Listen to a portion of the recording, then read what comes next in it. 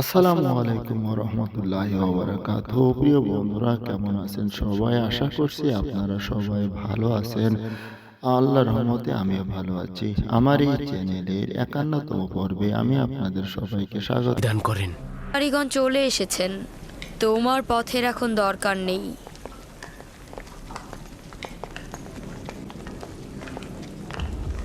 দরুদ মিশরের বাদশাহ মহান প্রভু আমেন হতে।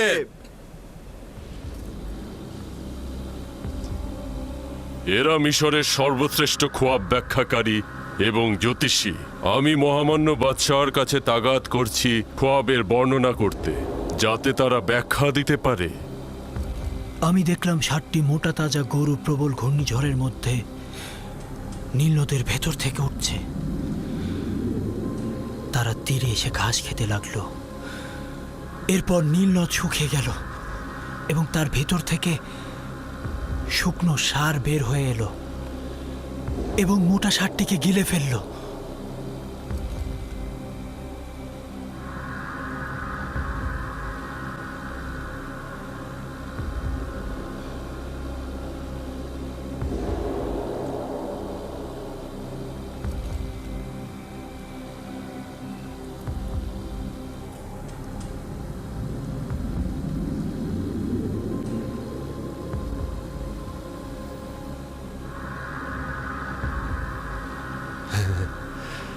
যদি মহামান্য বাদশাহ অনুমতি দান করেন, তাহলে খোয়াব ব্যাখ্যাকারীরা একে অপরের সাথে আলোচনা করে নিক। কোনো সমস্যা নেই, যত সময় চান নিতে পারেন।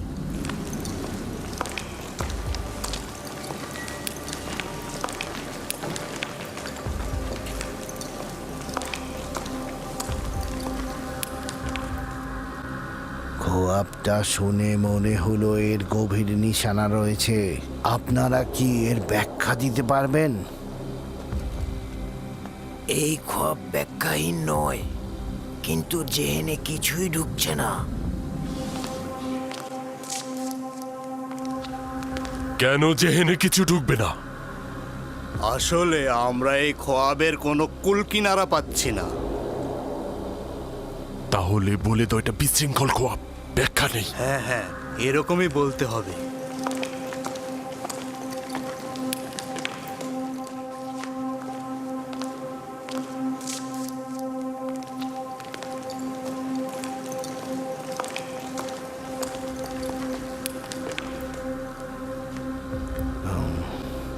জনাব চতুর্থ আমেনহোতেপ, আপনার খোয়াবটি বিশৃঙ্খলাময় ও ব্যাখ্যাহীন। খোয়াবটি বেশ জটিল ও আতঙ্ক মিশ্রিত।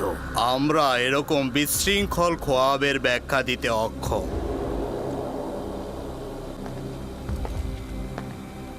আপনারা এটাই স্বীকার করুন যে আপনারা খোয়াবের ব্যাখ্যা জানেন না। সকল বিবেকবান মানুষই বুঝতে পারে যে এই খোয়াবের যথেষ্ট অর্থ রয়েছে।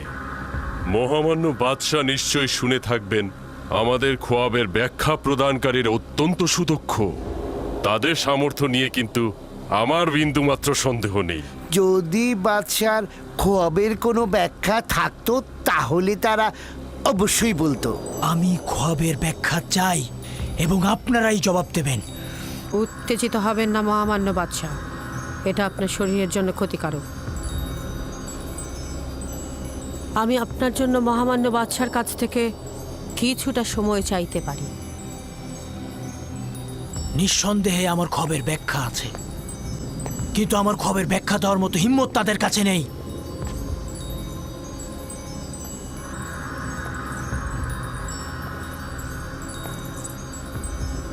এখন তো বানু অনুরোধ করছে আপনাদের ফুরসাত দিতে, কিন্তু আমার খবরের ব্যাখ্যা আমার চাই।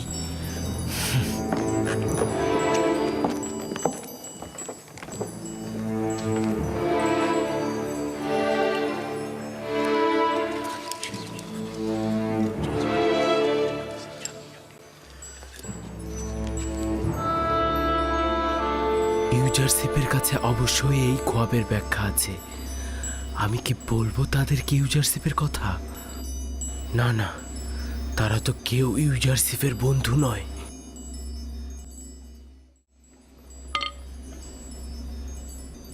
বানু আমাকে অনুমতি দিল না। যদি দিত তাহলে অবশ্যই বলতাম। তারা হয়তো ভেবে নিয়েছিল যে আপনি খোয়াবের ব্যাখ্যা দেবেন। তারা তো আর বোঝেনি যে আপনি ইউজারশিপের কথা বলতে চান। কেন আপনি তাদেরকে বলেননি যে আপনি... কাকে বলবো? পুঁথিপারকে, যে তাকে জেলে পাঠিয়েছে, নজ্ঞামোহরকে, যে তার খোলাখুলি শত্রু। যাই হোক না কেন, এখন আপনি বাদশার কাছে ইউজারশিপের কথা বলুন। অবশ্যই বলবো। 7 বছর পূর্বেই এইটা করা উচিত ছিল। 7 বছর পূর্বে যদি মরহুম বাদশার সামনে ইউজারশিপকে উপস্থিত করতে পারতাম। জানি না কেন ভুলে গিয়েছিলাম। সে আমাকে একাত্মবাদী খোদার দিকে দাওয়াত করেছিল, আমার খোয়াবের সুন্দর একটা ব্যাখ্যা করেছিল। ওই সকল দয়া, ওই সকল মেহেরবানি। আর আমি কিনা একটা ছোট্ট তাগাদ ভুলে গিয়েছিলাম, যেটা কিনা আমার পয়গম্বরের তাগাদ। লানত আমার পুরে, লানত আমার পুরে। আমি কিভাবে তার মুখোমুখি হব? আপনার একদমই উচিত হয়নি ইউজারশিপের তাগাদ ভুলে যাওয়া। আচ্ছা, আপনি আমাকে বলুন তো, আপনি কি করে ভুলে গেলেন? সন্দেহ নেই শয়তানের লানত আমার ভুলে যাওয়ার কারণ হয়েছে। এই ভুলের জন্য আমাকে অবশ্যই প্রায়শ্চিত্ত করতে হবে। অবশ্যই করব।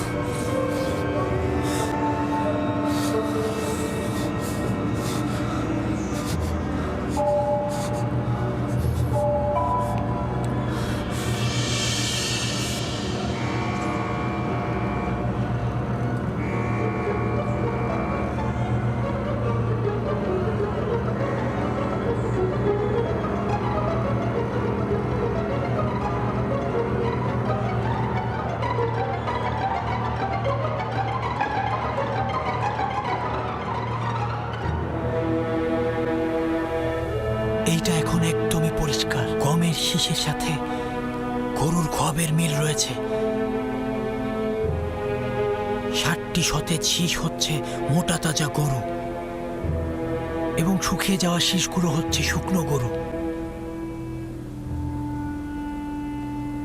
আমি পরপর 2 রাত ভিন্ন আকৃতির খোয়াব দেখলাম। এখন তো আমাকে আর বলতে পারবেন না যে আমার খোয়াবের কোনো ব্যাখ্যা নেই। একদমই চালাকি করবেন না। আমি খোয়াবের ব্যাখ্যা চাই। আপনারা না পারলে স্বীকার করুন, যেন আপনাদের জ্ঞান সম্পর্কে বুঝতে পারি। আজ রাতেই আমার খোয়াবের ব্যাখ্যা চাই। যদি খোয়াবের ব্যাখ্যা না দিতে পারেন, তবে পায়ে বেরি পরিয়ে সবাইকে কারাগারে নিক্ষেপ করা হবে।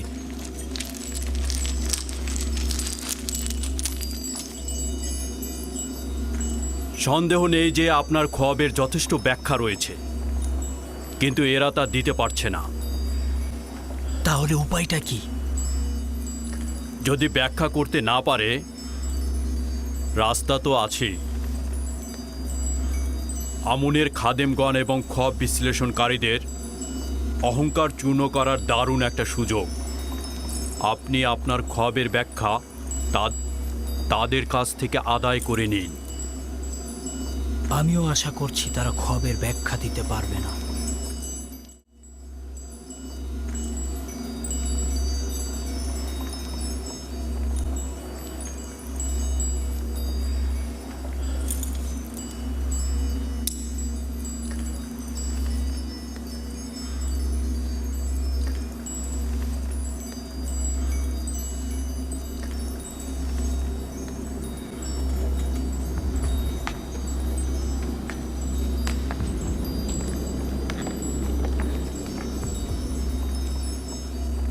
সম্মানিত বানু, অনুমতি দান করুন। কি বলতে চাও? তুমি বাদশাহ আমিন হতেবের খোয়াবের ব্যাখ্যা জানো নাকি? অনেকটা ওই রকমই। ইরানুস, এ বিষয়ে নাক গলানোর দরকার নেই। বাদশার ক্রোধ বাড়িও না।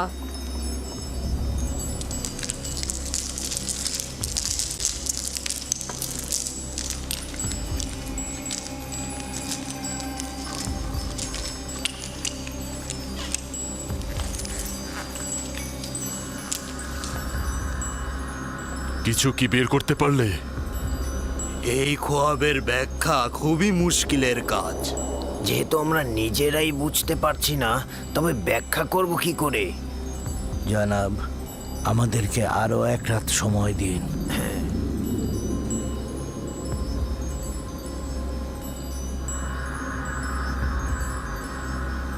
যদি না পারো আমি নিজে তোমাদের কতল করব। তোমরা আমাকে ও আমুনকে লজ্জায় ফেলে দিলে।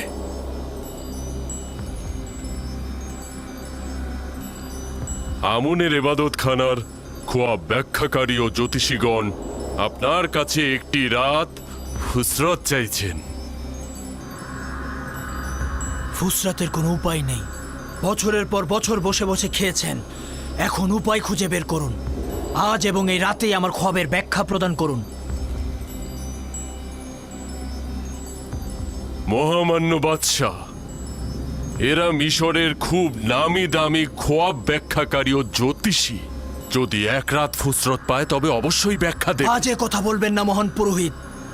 তারা বসে বসে ফাও খাওয়া লোক ধূর্ত ইঁদুরের ন্যায় শুধুমাত্র তেবসের লোকদের কাছ থেকে স্বর্ণ মুদ্রা হাতিয়ে নেওয়ার লোভে ওত পেতে থাকে, এবং এরা বেয়ারিশ কুকুরের মতো ঘেউ ঘেউ করতে থাকে।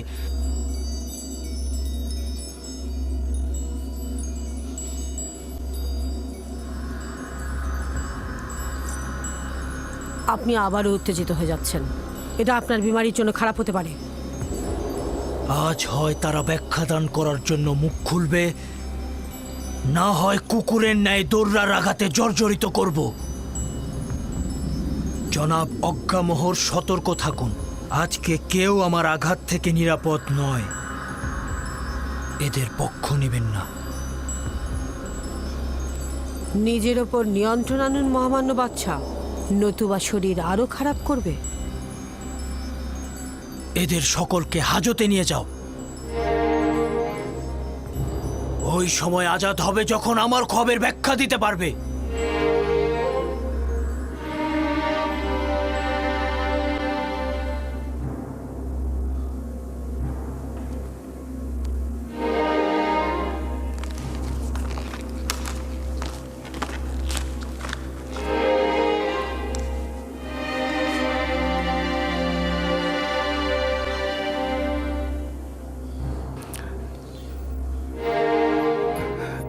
সম্মানিত বানু, অনুমতি দান করুন। ইরানুস, তুমি কি বলতে চাও? আমার বানু, আমি এই মুশকিলের উপায় জানি, কিন্তু কথা বলার সাহস নেই, কারণ বাদশা অনেক রাগান্বিত। মানে কি তুমি খোয়াবের ব্যাখ্যা জানো? না বানু, তবে আমি একজন শক্তিশালী খোয়াব বিশ্লেষণকারীকে চিনি। ইরানুস, বাদশাহ প্রচণ্ড রেগে আছেন। অহেতুক কথায় তোমার চাকরি চলে যেতে পারে।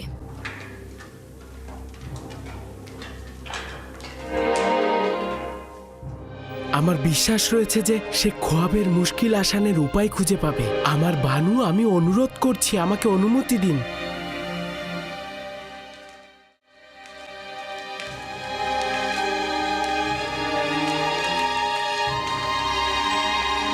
তাদেরকে নিয়ে যাও। কি করছেন? কি করছেন জনাব অজ্ঞামোহর? কিছু একটা করুন। এসব আপনি কি করছেন? এনারা হচ্ছেন আমুনের খাদেম। আমুন খোদা অসন্তুষ্ট হবেন। বিরত থাকুন আলী জনাব। ইরানুস আপনাকে কিছু একটা বলতে চাইছে।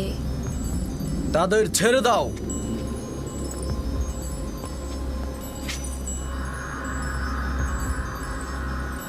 বলো ইনারুস, আমি শুনছি।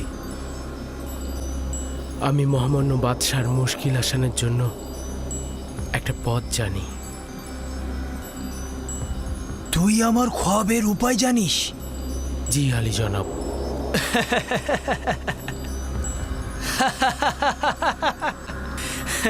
লজ্জিত হওয়ার মতোই। যান, নিজেদের নীল নদে ডুবিয়ে মারুন। আমুন মন্দিরের জাদুকর ও খোয়াব বিশ্লেষণ কারিগর নিশ্চুপ হয়ে দাঁড়িয়ে আছে, আর ওই সময় আমার সাক্ষী কিনা আমার জন্য উপায় খুঁজে পেয়েছে। বল।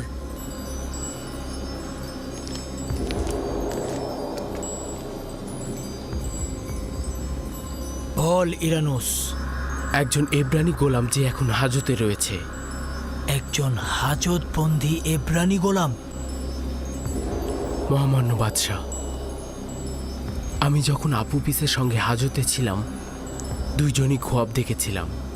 ওই কয়েদি জওয়ান সেই খোয়াবকে হাজত থেকে আজাদ হিসাবে ব্যাখ্যা করেছিল এবং আপু পিসের খোয়াবকে ফাঁসির ব্যাখ্যা করেছিল। 3 দিন পর দুটি ব্যাখ্যাই মিলে গেল।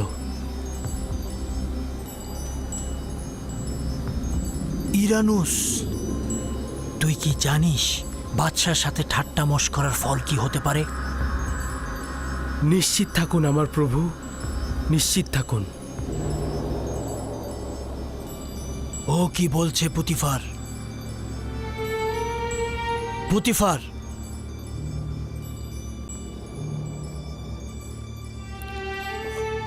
ও সঠিক বলছে আমার প্রভু। ধারণা করছি আমি ওই জওয়ানটাকে চিনি।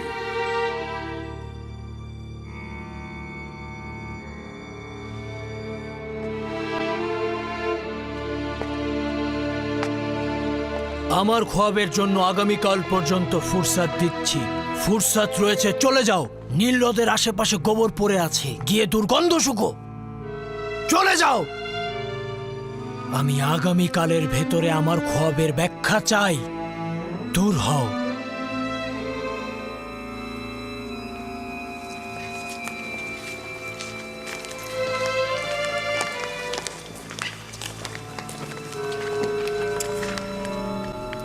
সময় নষ্ট করো না, এক্ষুনি হরেন হোপের সঙ্গে জাবিরা কারাগারে চলে যাও আর আমার খোয়াবের ব্যাখ্যার তালাশ করো।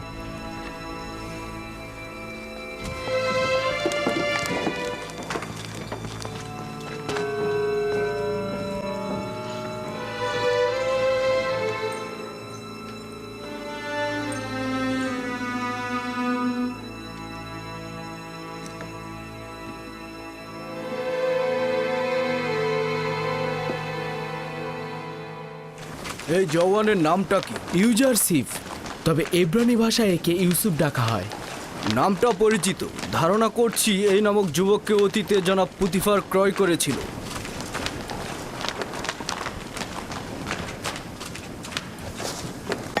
ঝাভিরা কারাগারে রওনা হও।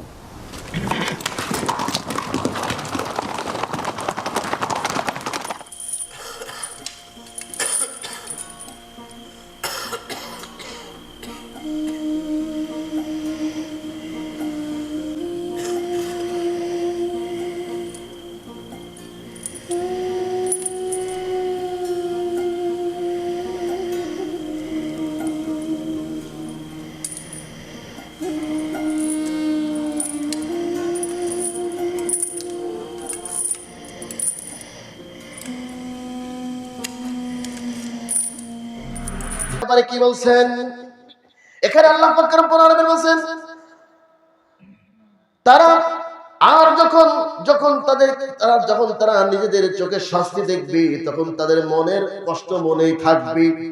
বস্তুত আমি কাফেরদের গলায় বেড়ি পরাবো সেদিন, যারা কাফের, যারা মুশরিক, যারা জালিম, যারা দেশের জনগণকে বাধ্য করেছে ইসলাম থেকে বিপরীত নীতি মুখে রাখার জন্য, তাদের গলায় বেড়ি পরাবেন কে? বেড়ি পরাবেন কে? মিয়া, এটা সূরা সাবা 33 নম্বর আয়াত। শুধু তাই নয়, অন্যান্য জায়গায় আছে এদের সামনের চুল ধরবে, ফেরেশতাদের চুল ধরে টেনে নিয়ে আসবে। যেমন বাজারে কোনো চোর ডাকাত, কোনো আপনার পকেট মার যদি ধরা পড়ে, দেখবেন ওকে চুল ধরে টেনে না হয়। কথা বলেন ঠিক কিনা? এইসব ক্ষমতাসীনদেরকে গলায় বেড়ি দিয়ে হেসে হেসে আনা হবে, আসামের মতো টেনে আনা হবে কার সম্মুখে? আল্লাহর বিচারের কার্যালয়ে। কথা বলেন ঠিক কিনা? এই অবস্থার পরিস্থিতি হবে। কষ্ট হচ্ছে নাকি আপনাদের?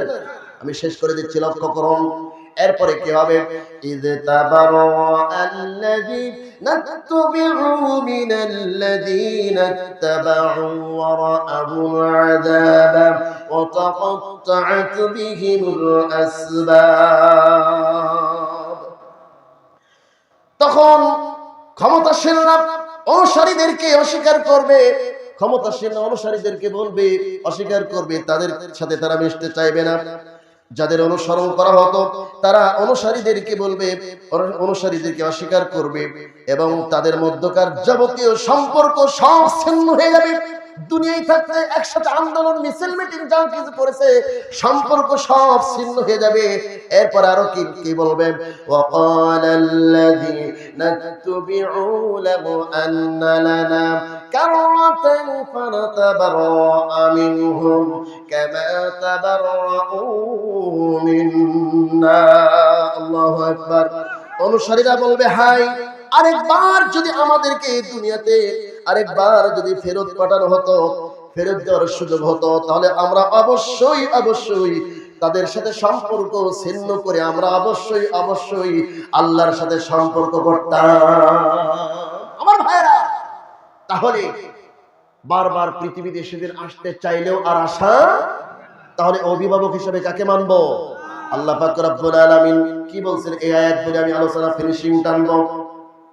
আল্লাহ পাক রব্বুল আলামিন বলেন, ইয়া আইয়ুহাল্লাযীনা আমানু লা তাত্তাখিযুল ইয়াহুদা ওয়ান নাসারা আউলিয়া বা'দুহুম আউলিয়াউ বা'দ ওয়া মান ইয়াতাওয়াল্লাহুম মিনকুম ফাইন্নাহু মিনহুম ইন্নাল্লাহা লা ইয়াহদিল কওমাল যালিমিন।